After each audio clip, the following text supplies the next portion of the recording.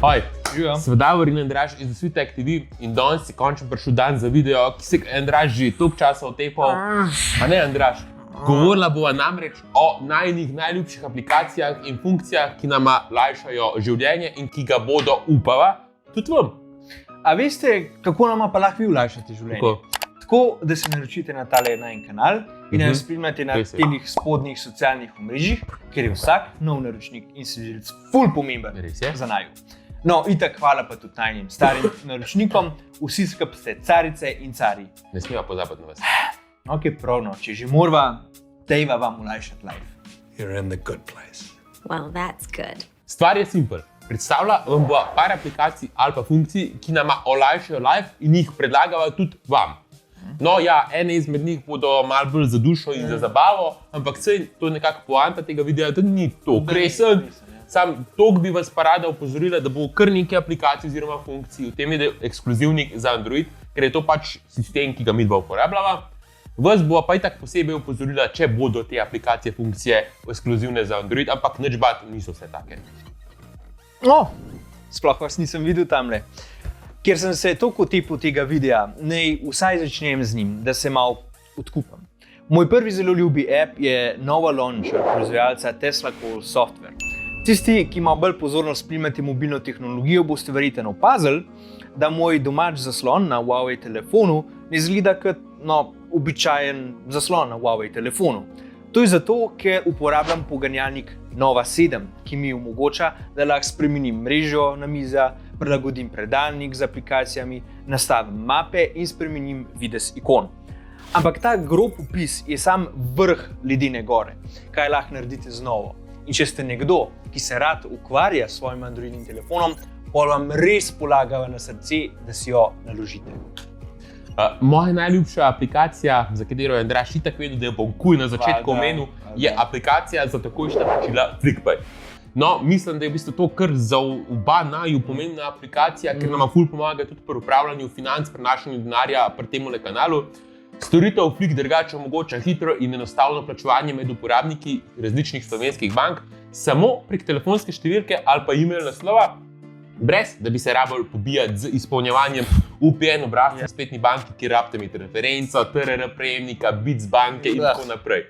V tej aplikaciji prek številke lahko samo pošljete zahtevek za določeno vsoto denarja ali pa to vsoto pač pošljete želenemu prejemniku. Pa še cash dobi prejemnik v parih sekundah, ker ta storitev deluje 24 ur na dan, 7 dni v tednu.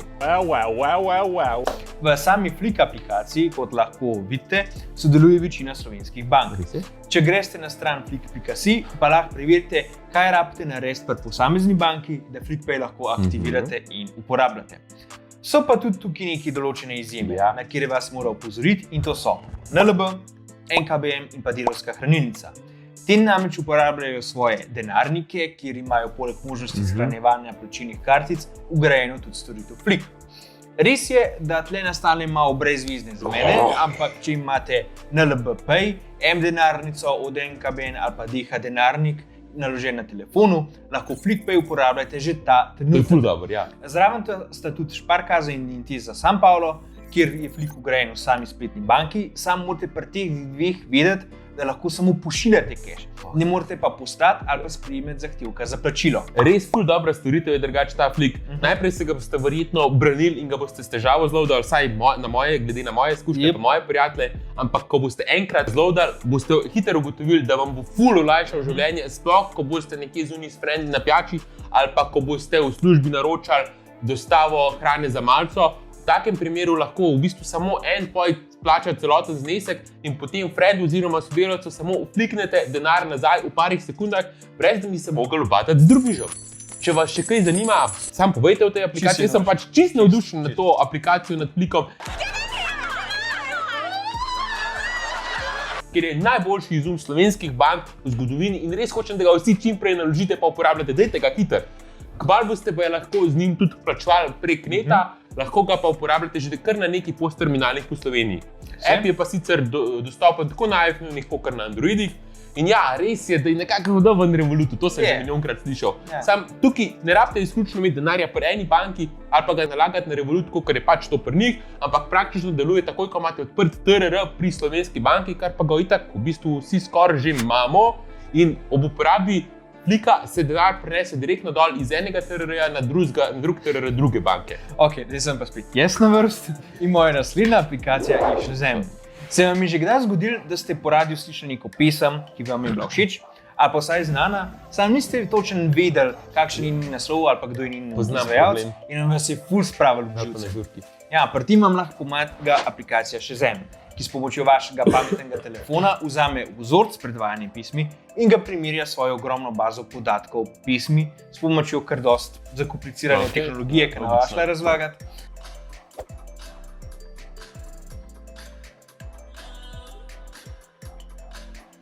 Poleg tega mi je Shazam všeč, ker se lahko poveže s ponudniki pretočne vsebine za muziko, kot sta Spotify ali pa Apple Music, tako da lahko rezultate, ki jih odkrije Shazam, takoj najdete in shranite v svoji knjižnici na teh dveh platformah. Ful priročno. No, v bistvu super, da si omenil Spotify, ker je to moja naslednja aplikacija, ki jo ful rad uporabljam. En dolg cajt je ni bilo v Sloveniji, tako da sem se ves cajt mogel prek VPN-ja povezati na IP v drugi državi, vsaj na 2 tedna in tako narediti tudi tuji uporabniški račun, da sem ga sploh lahko uporabljal, ampak od 14. julija 2020 je končen tudi v Sloveniji. O Spotify in njemu podobnih platformah so drugače tudi že govorili v preteklosti, link za video bo pripet spodaj v opisu. Spotify pa je platforma za predvajanje pretočne glasbene vsebine, pri kateri je muzika v oblaku, ne dejansko na vašem telefonu. Zato lahko poslušate praktično katerokoli pesem na svetu, tudi Avsenike, tudi Pestanjaka. Sva sprobala? Nekaj slovenskega. Ja, sej to. Avsenike. Samo res. Ok, bova dodala tako. Vse lahko najdeš, tudi Avsenike. Tudi Avsenike. Ali pa ne vem, še kakšen, Murko, da poslušam. Jan Plestenjak, evo. Jan Plestenjak, zelo pred Valentinovim. Pekla do raja.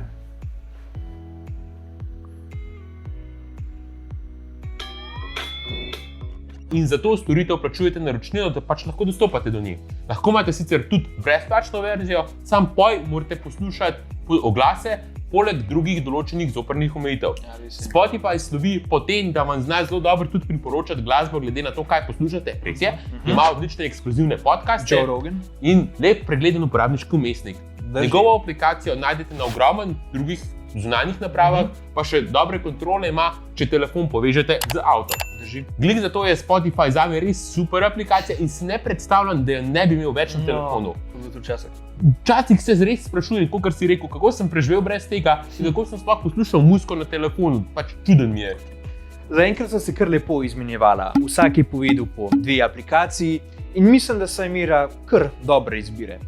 V nadaljevanju bova povedala najne skupne aplikacije in funkcije, ki so všeč nama obema. Ampak, preden pridemo do tja, bova najprej vsak povedala svojo aplikacijo, ki je za naju guilty pleasure, oziroma po slovensko pregreha, če gremo prevajati. Gre za app, ki ga ima večina ljudi za kar neki ali pa mislijo, da je sam zapravljanje cajta, pa ga še vseeno uporabljava, oziroma so ga uporabljala v mojem primeru, ker je toliko zabaven.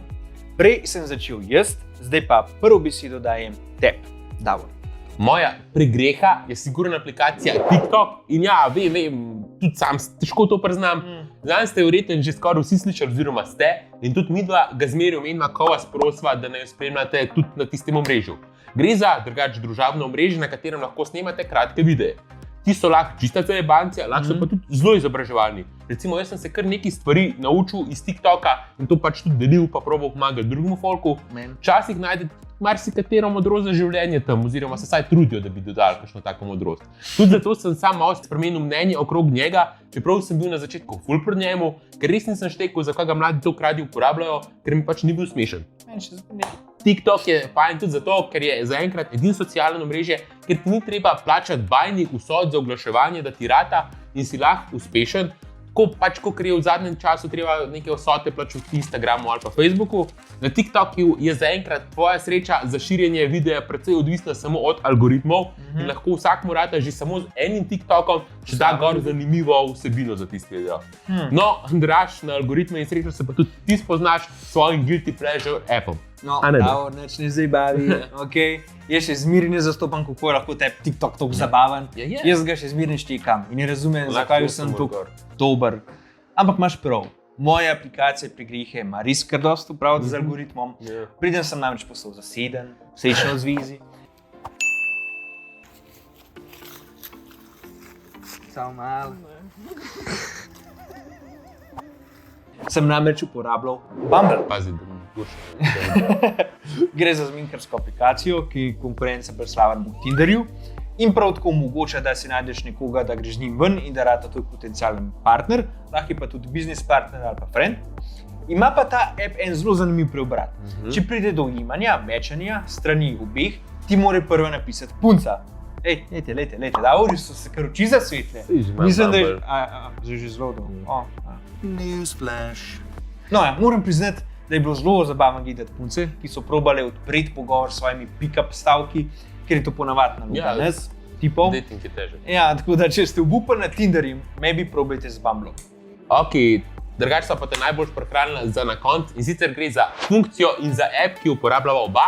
Tudi ko se ukvarjava s snemanjem za tale najin kanal. In sicer govoriva o Googlovi funkciji Nearby Share in o aplikaciji Google Messages.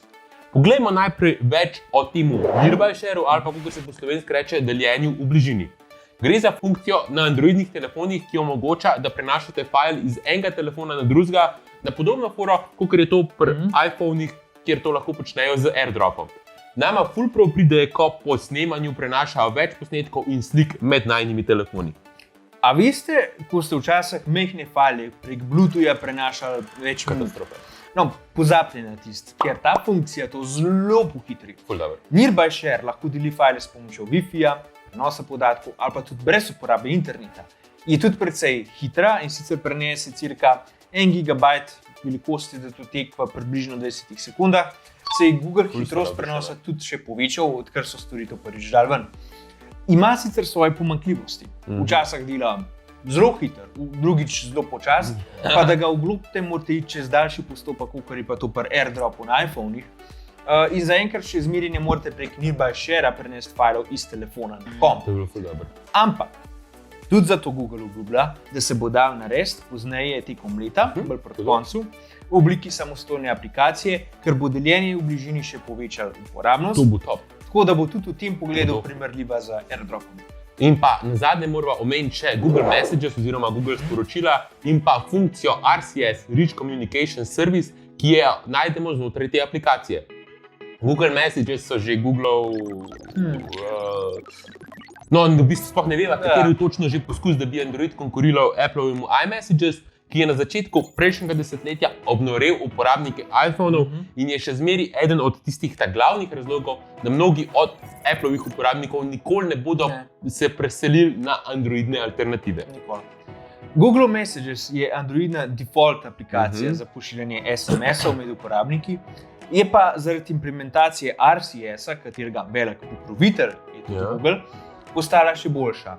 Zdaj lahko prenašate večje file, boljše ločljivosti in videi ne izgledajo tako, kot da ste jih posneli, ne vem, s krompirjem, kot je bilo to pri SMS-ih, oziroma MMS-ih. Z emoji se lahko odzovete na sporočila pošiljatelja in pod sporočili lahko vidite 3 pikce oziroma indikatorje tipkanja. Prav tako lahko pod vašim sporočilom vidite, če ga je prejemnik dobil in na to še prebral, in vse to je zelo podobno kot pri iMessagih. Po novem pa je Google Messages oziroma standard RCS celo sposoben pretvoriti reakcije uporabnikov iPhonov na sporočila uporabnikov Androidov v emojije, namesto da dobite samo brezvezno sporočilo, da je uporabnik iPhona všečkal vaše sporočilo.